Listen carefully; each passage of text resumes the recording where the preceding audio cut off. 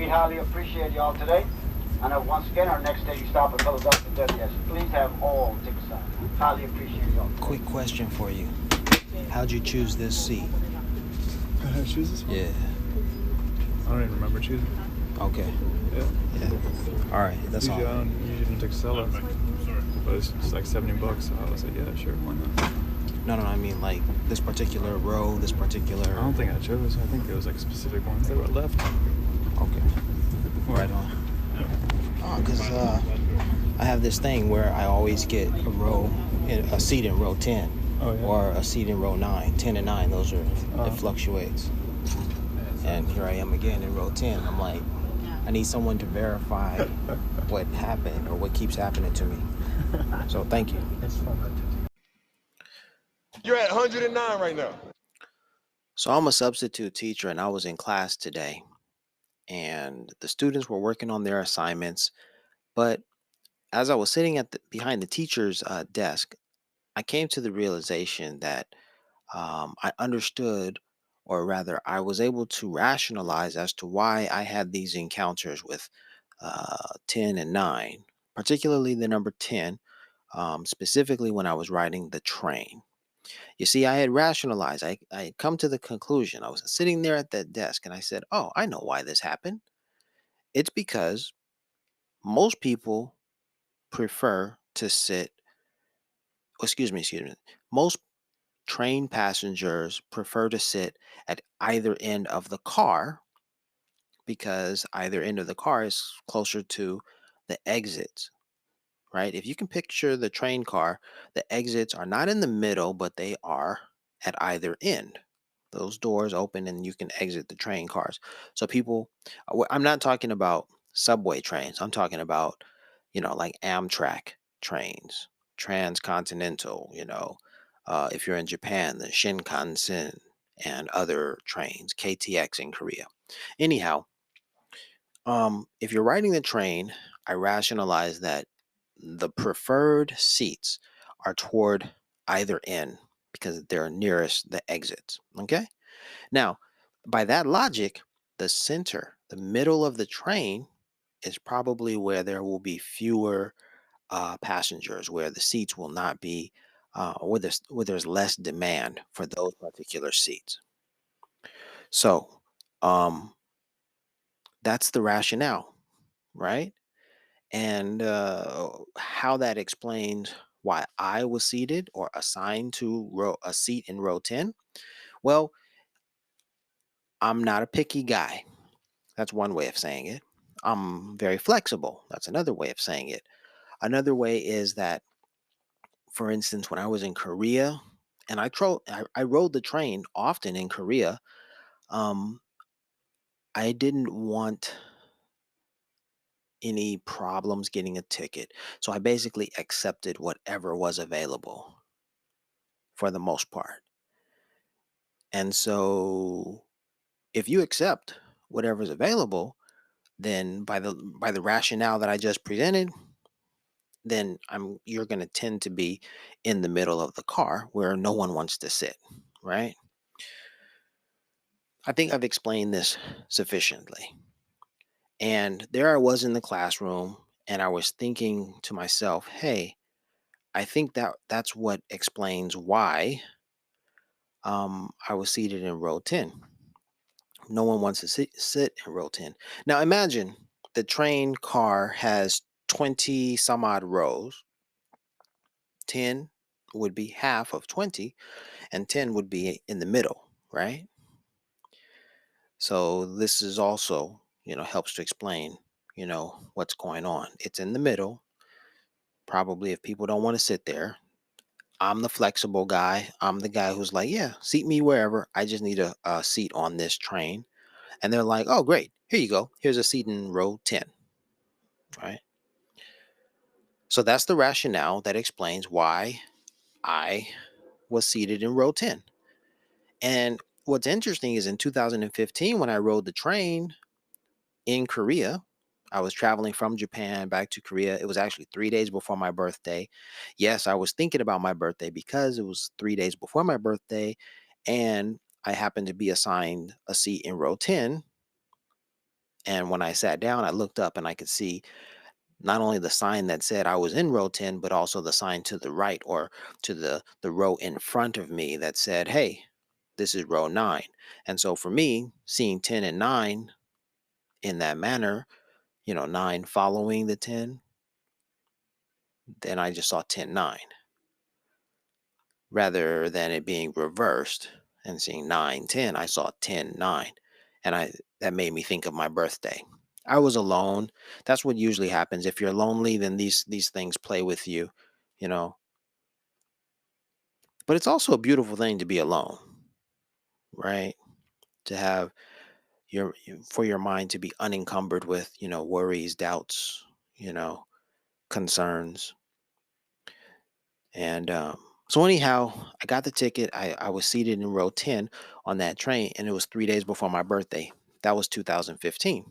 I remember that moment distinctly because when I saw the numbers 10 and 9 above the seats, above the rows, I snapped a photo of it and I sent it to Facebook to share with all of my friends because I was alone and I just wanted to say, hey, hey, look at this. This is my birthday, and I'm seated in row 10. What a coincidence. And that was it. And that's exactly what I did. I shared it with, any one of my friends who noticed it on Facebook. And for them, I'm sure they just, noted it. Oh, look at that. 10 9. Yep, there it is. 3 days, Larry's birthday. Okay, cool, whatever. And for me, it was like, hey, whatever. But because I posted it to Facebook, I remember it. I have pictures. I have that picture. I have that Facebook post. I've got all of that evidence of that moment. That was 2015. But in 2022, wait a minute. In 2015, I had no idea why I was chosen to sit, why I was assigned to sit in row 10. I had no idea. In fact, in 2022, last year, when this happened to me again, I still had no idea, no rationale for it, but only because of today when I was sitting, at the teacher's desk substituting this class, did it dawn on me, hey, maybe this is the reason why I was assigned to that row. So what happened in 2022 is I was traveling from New York to DC, and same thing, I was riding on the train, and I needed a seat. I was assigned a seat, and yeah, I was assigned a seat in row 10. And that was a bizarre moment for me because I was like, here I am in America experiencing this again. The dates did not match up. This wasn't anywhere near my birthday. But because I had numerous occasions on which I would serendipitously encounter these numbers 10 9, 10 or 9, and sometimes just 109, which to me I read as 10 9. Okay. If you follow the channel, you know what I'm talking about, right? Anyhow, it was um it was just another one of those moments where I'm like, hey, this is odd that it's happening to me again. So I turned to the passenger next to me to figure out, like, how come. I'm trying to figure it out for myself. How come this happened to me? But I'm wondering about him, like, hey man, did you choose to sit in row 10? And the guy tells me, nah, I just purchased a ticket and they assigned me wherever. I just needed a ticket on the train. And I was like, yeah, right. It didn't really matter, just needed a cheap ticket or whatever. Like, yeah. He's like, yeah, whatever. And so the idea that he too had been assigned to this seat, this in this row, completely randomly, then that resonated with me deeply again because it's like anytime I see 10 and 9, I'm not looking for them. I just randomly happen to encounter them in some really mysterious, under very mysterious circumstances. Like that time when I walked into the motel room and there was 109 on the satellite dish, or the satellite box sitting on top of the television. And I'm like, yo, those are my numbers. I was assigned to this room, But maybe if I had gone to another room, I wouldn't have seen those numbers. But I'm the one who was assigned these to this room, and I saw those numbers. Like, it's really bugging me, right? Same thing as when I arrived in Saudi Arabia, and you know, I was hailing a taxi, and the next taxi in line had the license plate 109. It resonated with me because I'm like, those are my numbers. Why? How did this happen? A minute earlier or a minute later, and I would not have been matched with this taxi. But here I am in this moment. Like, all right. So anyway, there I am sitting behind the desk in the classroom, and I have this whole revelation. I'm like, oh, it's because of my attitude, because I'm just like, whatever, I'll sit whatever. And the hidden, I guess, metrics, the hidden mechanics of the situation, I hadn't dawned on me. Other people are deciding to sit, at either end of the car. That sort of what is that? That embedded preference wasn't apparent to me. So anyhow, sitting at the desk, and it dawns on me, and I'm like, let me share this story with the students. So I approach the front of the classroom, and I'm like, look, some of you guys aren't working on anything. Some students were working, others weren't. And I said, look, I want to tell you something, and it's going to take me like 3 to 5 minutes. So give me 3 to 5 minutes, and I'm going to share it with you. The students perked up and they listened, and they said, sure, let's go. So I started to explain to them, or actually I asked them, I said, hey, um, when you get on a train, where do you prefer to sit? Toward the ends or in the middle? I got a couple of answers. Okay, just to start the conversation. And someone said, in the middle, and then someone said at the end. And I said, well, why? One dude said, you know, I think he said something about more passengers passing. Actually, you know what? I'm not even gonna try to remember what they said. But I got two answers, and I asked those guys, so why? Why did you choose to those particular seats? I got some interesting answers, and that helped me. Their answers helped me lead into what I was going to say. I said, I'm usually in the middle of the train because I don't particularly care to sit wherever, or excuse me, to sit at either end. I don't have a preference. I just find a seat, and it's usually in the middle. And the other gentleman said he wanted to sit at the end, so I'm like, okay, that's cool. And then I told the guys, I found myself seated in row 10 on this day, and those numbers, you know, and I told them it happened to me a couple of times, and it just, those numbers resonated with me, so forth and so on. And then I told them about the time that I walked into the motel room. Well, excuse me. I was explaining to them my rationale, saying I think this is why I'm usually in the middle, because I don't have a preference for where I want to sit. And so they listened, and they got that. And then I told them, hey, um, but those numbers, because I was assigned a seat in row 10, that resonated with me because I'm often encountering the numbers. And then I went in to elaborate and say, I just happened to see those numbers in a number of places. And I gave them one example in the motel room, as I did a moment ago. And so they understood the story a little bit more. And then I got some responses from the students. And one student was like, yeah, I see numbers too. And I was like, oh, you do? Tell me. He's like, yeah, whenever I see the numbers, and he showed me on his phone, he's like 333, then I'll snap a photo of it on my phone. And I'm like, good, I do that too when I see 109. And then another gentleman or another student was saying, yeah, they're your angel numbers. And I'm like, oh, angel numbers, yes. Tell me more. And so she tells me a little bit more about her angel numbers. And she's like, yeah, her number is 7, and it's the number of completion. And she goes into this whole spiel about numbers. And I'm like, yo, you guys know about numbers. You guys already have some prior knowledge on numbers. I didn't have to tell you anything about angel numbers, didn't have to tell you anything about, the meaning of or my experience of collecting these moments when I encounter these numbers. Like, that's all your experience that you're bringing to the table. So when I was explaining my situation to them, they resonated with me because they knew from their personal experience, what I was experiencing. So the commonality was established. There we were, you know. What I was explaining wasn't very strange. Well, it wasn't unfamiliar. Then the young lady said, "Well, what do those numbers mean to you? Are they like your birthday or something?" And I was like, "That's exactly what they are. 10-9." Oh, and she said to me, she was like, "Well, 10-9 is like October 9th." She's like, "Is that your birthday?" And I'm like, "Yes, it is." So that added a little bit more depth. That added more depth to the to the story.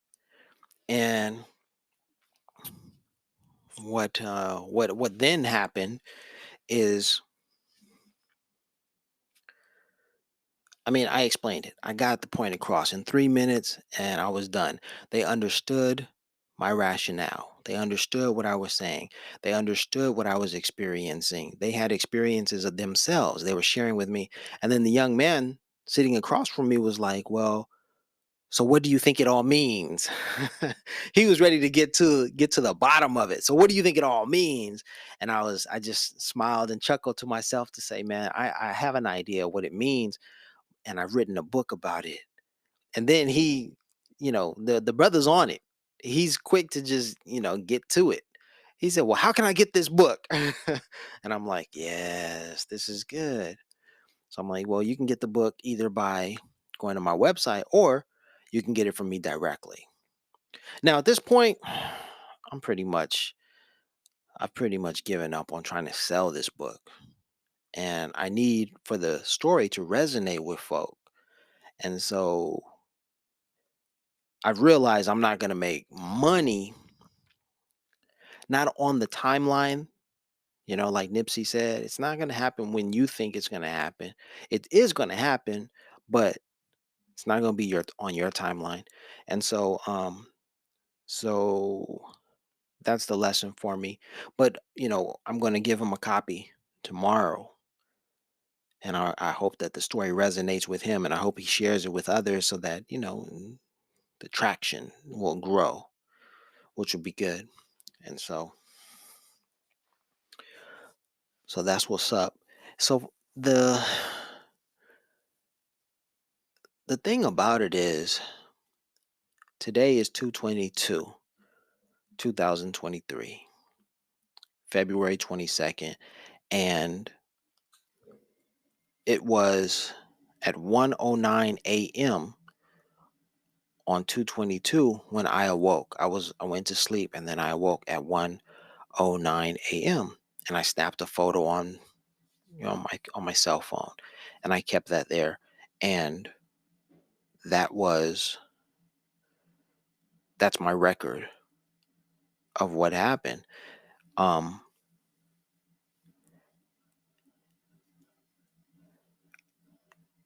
I have I have the knowledge that I woke up at 1:09, and I told this class, I said, "You know what?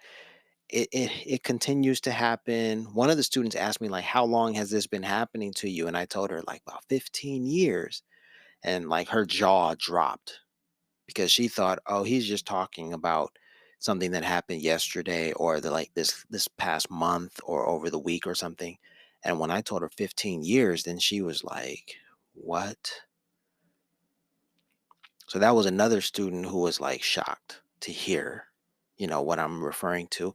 And then I told them, I said, "Hey, you guys, like today it happened again. I woke up at 1:09 a.m. and I snapped a photo." And the kid who had a phone full of moments when he encountered 333, that resonated with him. And so those were very cool moments all today in the class. And then finally, there was a moment when I said to myself, "You know what? I should tell them what I think 109 means, and I should talk about Nipsey, and I should go into the connections between 109 and Nipsey, because I have three solid stories about 109 and Nipsey." I'll save the details, but I'll just run them down quickly. I was in Oman, a car cut me off, and the license plate was 109. That was the same day Nipsey was murdered. That was within an hour of learning of Nipsey's murder. 109, I saw it on the back of the car after it cut me off, about an hour after Nipsey's murder. Okay. That's the first moment when Nipsey and 109 were connected in my mind, associated, when the association was made. Okay. The next time 109 and Nipsey, were associated, is, let's see, it was in Oman. Oh, it was was it in Sweden? No, it was probably in Los Angeles first. In Los Angeles, I was driving down Crenshaw Boulevard and I was passing Crete Academy. Crete Academy is where Nipsey's mural was painted on the ground on the basketball court, and I wanted to see it. I couldn't see it because I was driving by and because there's a gate there and you can't, the best views of the basketball court of the mural would be from above, and I don't have a drone, you know. Only way to see the mural would be to look at videos. Anyhow, I was driving by. I noticed the school. I could see the mural. I knew that it was on the ground. I could somewhat get a view of it. And when I drove past the school, I noticed that right immediately adjacent to the school is an apartment building, and the apartment address is 6109. 6109. That's the second time that Nipsey and 109 are associated in my mind. Can you imagine an address, a building address, and a mural, a big mural? They're coincided. That mural could have been painted on a number of school playgrounds, and yet it was painted there, and it's next to the apartment building address 6109. Okay, that's the second story. Third story is I was in Sweden. I went into the Nobel Peace Prize Museum, and just before going on a tour, I talked with a young woman from Eritrea.